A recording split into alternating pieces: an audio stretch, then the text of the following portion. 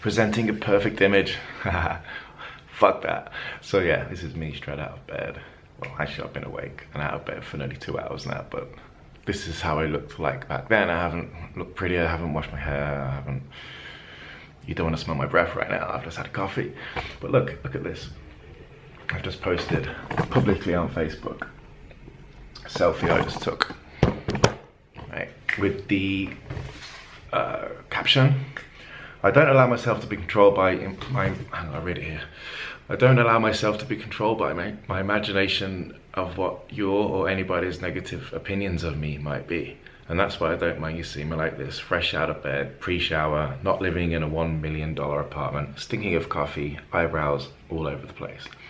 Then I added, if you want to take coaching with me for free, here it is. In other words, here's a little tip, an exercise that you can do.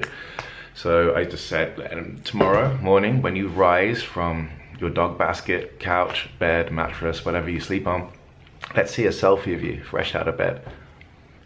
Yeah.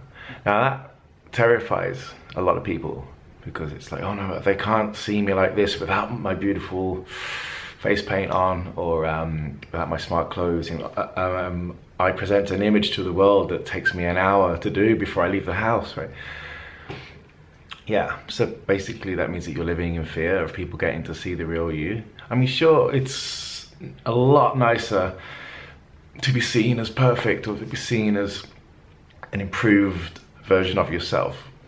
But really what you're doing there is saying, I am not enough, and you're reinforcing this idea that you are not enough. You're carrying the energy of that I am not enough belief with you in everything that you do, which is why, well, that will contribute to things like anxiety when you have a job interview or on a date, or when anything comes, when you have anything coming up that you've got to like present to a crowd of people or anything like that. You know, I mean, I did a talk in front of 150 plus people last week, and I wore a t-shirt with holes in and jeans with coffee stains. True story. I wasn't nervous at all because I hadn't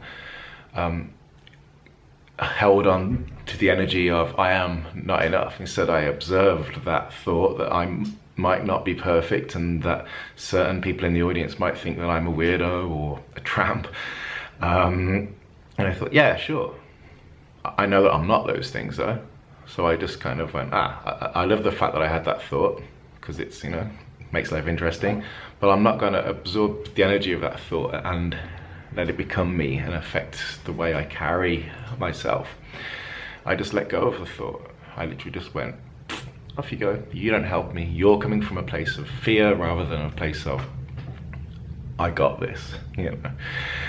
Therefore, when I went onto the stage and did the talk, I flowed pretty well. I mean, a lot better than I did last time I attempted to do public speaking. Yeah, last time I tried to do it, I was shaking. This was about 4 years ago. I haven't done any public speaking apart from I'm in a coaching situation for 4 years, you know, an audience of strangers. So I let go completely of the idea of like, I need them to love me. You know, if I don't win the audience, I am not enough. I let go of that because like it doesn't help. It doesn't help you to think that. So therefore I create space for the best of my expression to come out. And a lot of people commented, apparently, so the organizers told me, that a lot of people in the audience thought that mine was the best talk of the 3 speakers that night. Yeah, I was just counting to make sure that was 3 fingers I put up there. Yeah, which was nice to hear because the other 2 guys had a lot of experience and they were like successful businessmen who make lots of money, and I was just like me. Yeah, so that was nice to hear. Yeah, and I think the reason that they would think that my presentation was the best was because the topic of the presentations was basically authenticity and failure and like being very honest and real. And the fact that I was very honest and real and authentic, not that the other guys weren't authentic, but the fact that I was particularly authentic. I was particularly uninvested in trying to get a reaction from the audience. that they kind of pick me as their number one. Plus I'm quite cute. You know, I've got this nice beard and beautiful eyes, so that did help too.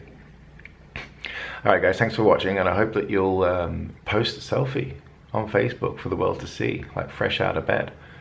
You know, because some people will go, oh, look at that loser, he's scruffy, he's got wrinkles on his face from the pillow and all this.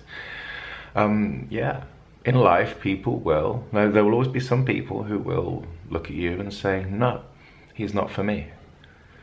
Yeah, it's when you get okay with that you stop like looking at like in-field pickup videos to try and copy men so that you're perfect because you can do what they did and avoid the rejections that you fear.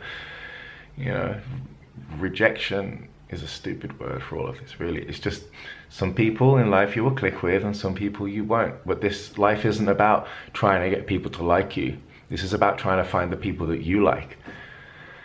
Thank you for watching.